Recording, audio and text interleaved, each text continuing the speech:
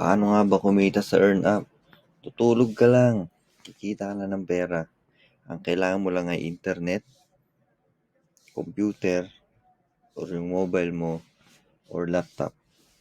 Kahit ano, pwede.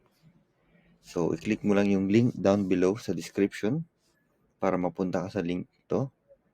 Sa page na ito. Click login. Login.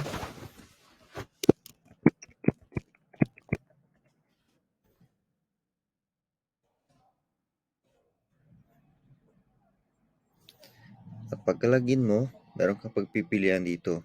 Kung gamit mo ay MacBook, click mo ang Mac OS Beta. Android naman sa cellphone or tablet, iPad ito sa iOS. Pag Windows laptop or desktop, ito, click nyo to. So, Mac OS ang gamit ko ngayon, kaya i-click natin ang Mac OS Beta.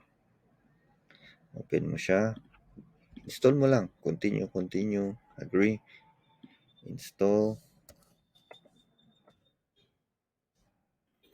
Okay.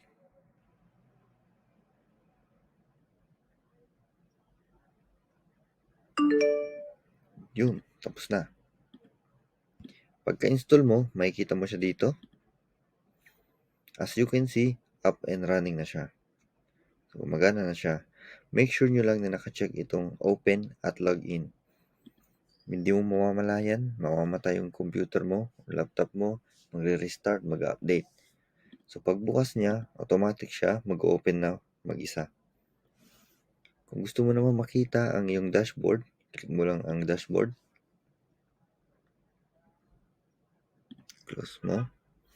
Dito makikita mo ang earnings mo, plus yung usage per day. So, sabi ko nga, kailangan mo ng internet. So, kung may extra ka internet, hindi nagagamit, yan, gagamitin niya ng EarnUp para kumita ka ng pera. Mas maraming internet, mas maraming kang makukuha.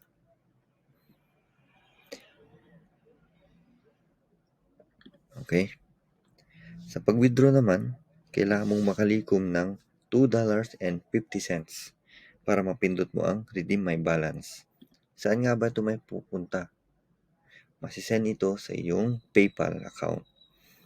Pag-click mo nito, type mo lang yung PayPal account mo, antayin mo lang 1-2 araw, kuha mo na yung pera.